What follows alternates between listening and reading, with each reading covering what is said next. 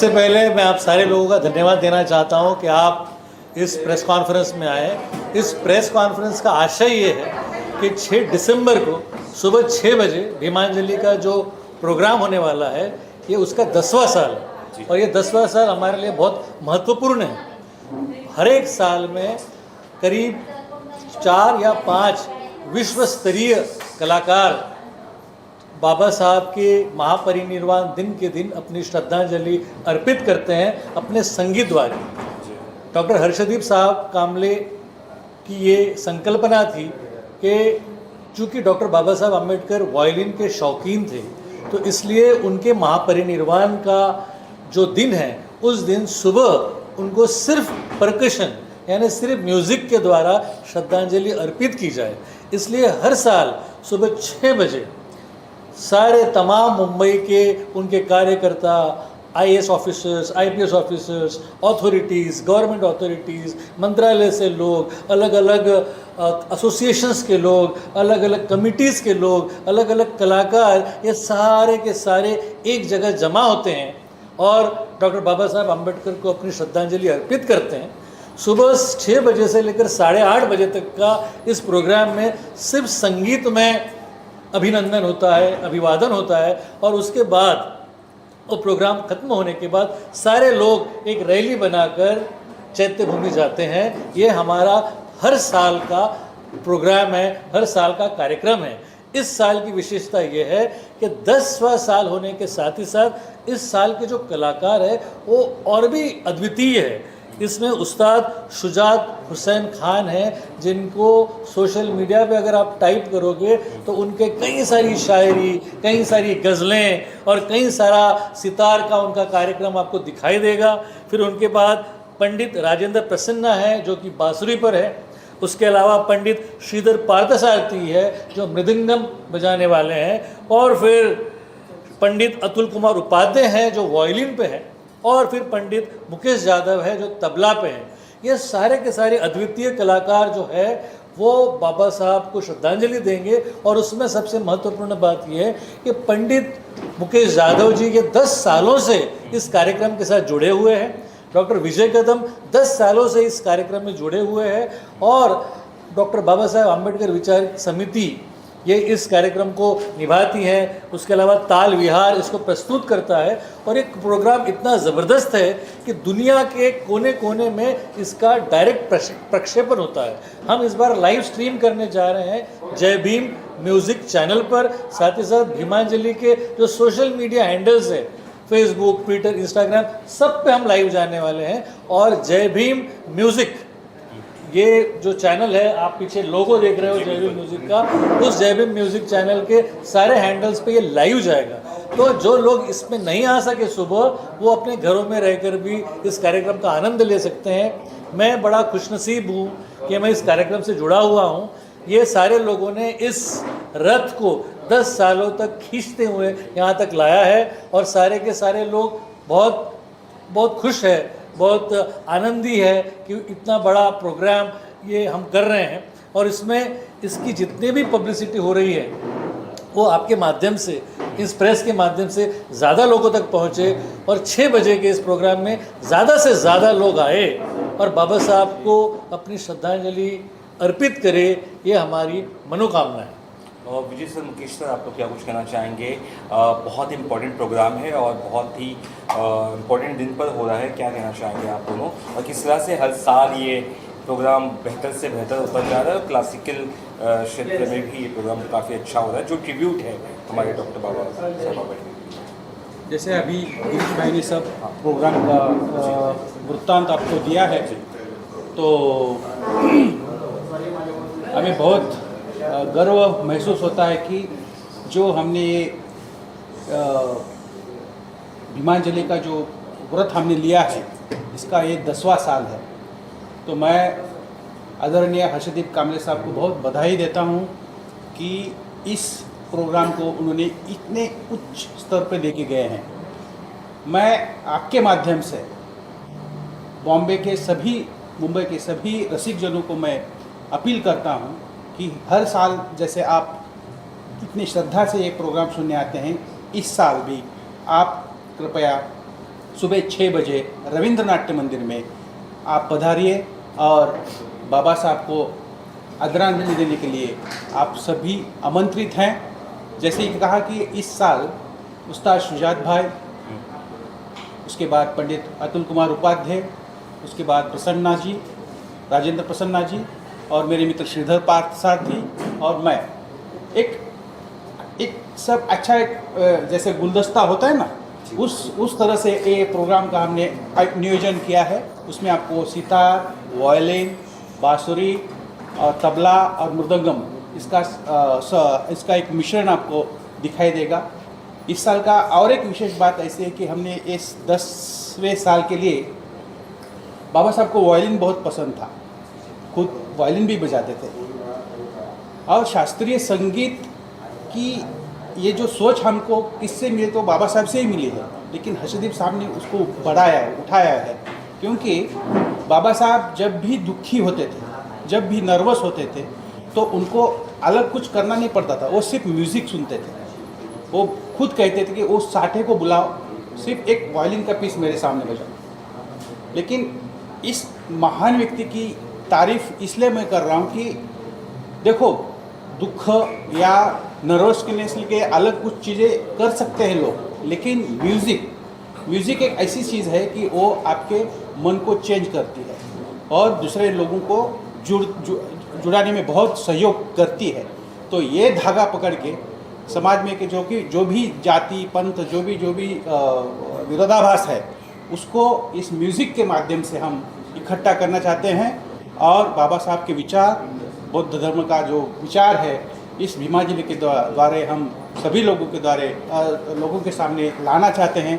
तो मेरी सबको दरख्वास्त है, रिक्वेस्ट है कि आप सभी पधारिए रविंद्र नाट्य मंदिर में 6 दिसंबर सुबह 6 बजे।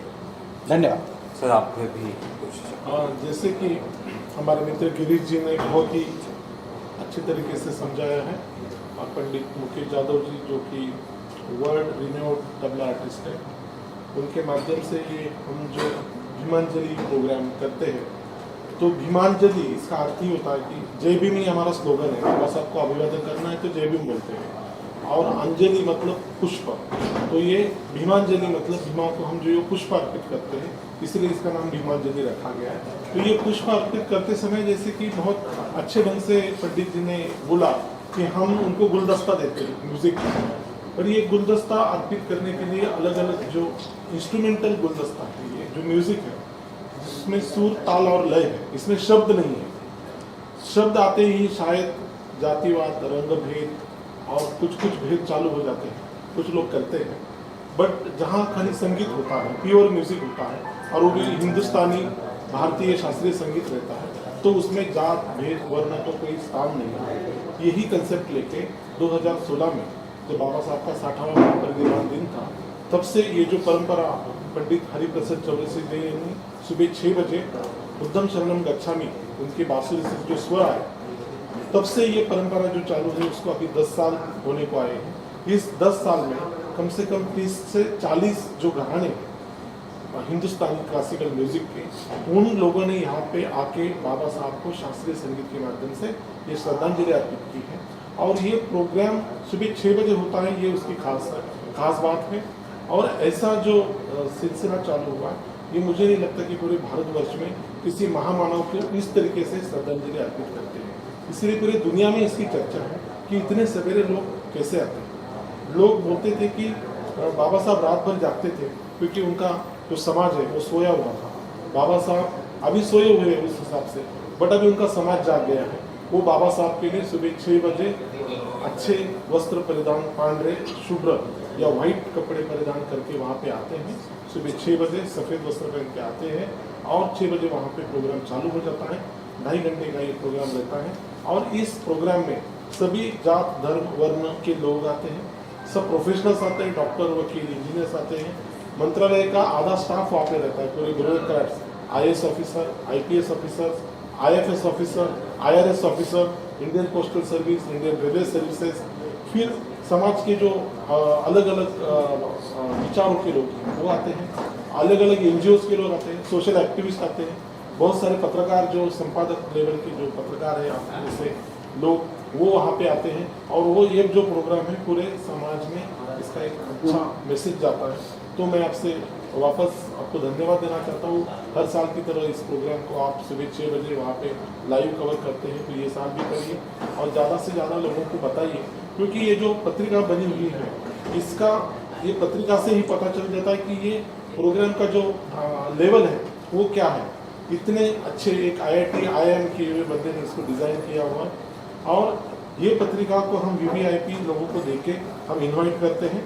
उसी तरह आपने देखा होगा कि ऐसे जो स्पेशल पैम्पलेट्स है वो देते हैं, कुछ स्टिकर्स है वो हम लोग देते हैं, और जो हमारे राष्ट्रीय निर्माता डॉक्टर बाबा साहब अम्बेडकर विचार महोत्सव समिति और ताल विहार संगीत संस्था, इनके जो वॉलंटियर जुड़े हुए हैं ये लोगों को पास जाके उनको ये प्रोग्राम के बारे में बताते हैं और उनको आने में मदद करते हैं। तो ये मिला जुला कर सब लोगों का एक बहुत बड़ा इसमें एक्टिविटी है। इस साल हम विविध राजकीय पक्ष जो लोग हैं पॉलिटिकल, अभी तक हमने ज़्यादातर लोगों को बुलाया नहीं था, बट ये बार हमने सभी एक किसी विशिष्ट पक्ष को नहीं पर जितने अच्छे लोग हैं वो भी आके बाबा साहब को इधर आदरांजलि अर्पित कर सकते हैं। तो इस प्रोग्राम से 10 साल है तो ये हमारे लिए एक अनोखा पर्व है, एक दशक हो गया है। तो ये दशक का जो प्रेजेंटेशन है, जैसे गिरीश जी ने बोला कि अलग अलग तरह के वहाँ पे कोलाज रखे जाएंगे, जो 10 साल लोगों ने परफॉर्म किए हैं उनके रील्स हम लोग समाज मीडिया के माध्यम से हम दिखाएंगे और वहाँ पे कोलाज किया जाएगा और आप सब लोग आके उसको कवर करिए, यही बोल के मैं आपको धन्यवाद देता हूँ। जैसे मीडिया मासेस में जाके अपना एक प्रचार करता है, मेरी भी ख्वाहिश थी कि म्यूज़िक सिर्फ ऐसे लेवल या ऐसे उच्च भ्रू लोगों के लिए नहीं है, तो म्यूज़िक क्लासिकल म्यूज़िक नीचे तक यानी मासेस में कैसा अपील हो जाए, अपील कैसे हो सकता है, कैसे उन लोगों को भी इस प्रभाव में ला सकते हैं। तो ये मीडियम हमने, ये भीमांजलि मीडियम हमने तैयार किया है। तो मैं समझता हूँ कि जो लोग क्लासिकल म्यूज़िक से वंचित थे, जिनको क्लासिकल म्यूज़िक पता ही नहीं था कि सुर क्या है, हालांकि म्यूज़िक तो सब में होता है, लेकिन जो कहते हैं कि जैसे तानसेन सिर्फ राजा के लिए गाता था, प्रजा के लिए नहीं, कुछ नहीं होता था, लेकिन आज सिर्फ परिस्थिति बदल दी, क्योंकि राज्य घटना जो कॉन्स्टिट्यूशन है उसके वजह से ये सब मासेस की तरफ ध्यान, यानी जैसे इकोनॉमी हो या सोशल हो, वैसे म्यूज़िक में भी एक रिवॉल्यूशन इस राज्य घटना के माध्यम से मुझे लगता है कि ये मासेस तक ये क्लासिकल म्यूज़िक गया है। इसलिए मेरी सोच जो थी कि क्लासिकल म्यूज़िक बाबा साहब को वंदन करे और वो भी सब मेस्ट्रो। तो मैं सभी जो मेरे जो अंतर्राष्ट्रीय ख्याति की जो यहाँ इस 10 साल में आए हैं उनका मैं बहुत बहुत आभारी हूँ। जैसे हरिप्रसाद जी हैं, विश्वमोहन भट्ट जी हैं, उस्ताद शाहिद परवेज जी हैं, ये बहुत बड़े आर्टिस्ट हैं, उन्होंने आके वो बाबा साहब को आदरांजलि म्यूज़िक के द्वारा दिए हैं। तो इस साल भी आप आइए और सुजात भाई, प्रसन्ना जी, उपाध्याय जी और श्रीधर पार्थसारथी और मैं भी उसमें मेरा तबला वादन सादर करूँगा। आप सभी आमंत्रित हैं, सुबह 6 बजे रविंद्र नाट्य मंदिर, 6 दिसंबर। और इसमें प्रोग्राम की खास बात है कि ये फ्री ऑफ कॉस्ट है, और इसके लिए हम चार्ज करते हैं कि ये सबसे इम्पोर्टेंट बात है, सभी लोग यहाँ पे आके तशरीफ। इसमें देखिए उस्ताद शुजात हुसैन खान साहब बहुत अच्छे शायर, बहुत अच्छे गज़लगार और बहुत नामी सितार वादक हैं। तो वो नहीं इस बार शायरी से, गज़लों से अपने प्रोग्राम में कहते हैं, वो कहते हैं कि प्यार का जज्बा नया रंग दिखा देता है, अजनबी चेहरे को महबूब बना देता है। शब की तन्हाई के सन्नाटे में अक्सर कोई, शब की तन्हाई के सन्नाटे में अक्सर कोई दिल की धड़कन पे तेरा गीत सुना देता है। ये जो गीत और संगीत है ना, ये दिल से जुड़ा हुआ है। और ऐसे में जब हम संगीत में श्रद्धांजलि किसी को देते हैं और वो भी 6 तारीख को सुबह महापरिनिर्वाण के दिन, वो संगीत सारे लोगों के हृदय से जाकर मिलता है। इसलिए ये दिन हमारे लिए बहुत महत्वपूर्ण है और संगीत के माध्यम से हम न सिर्फ बाबा साहब को याद कर रहे हैं, बल्कि अपने समाज के सारे ही लोगों से जोड़ भी रहे हैं। Thank you.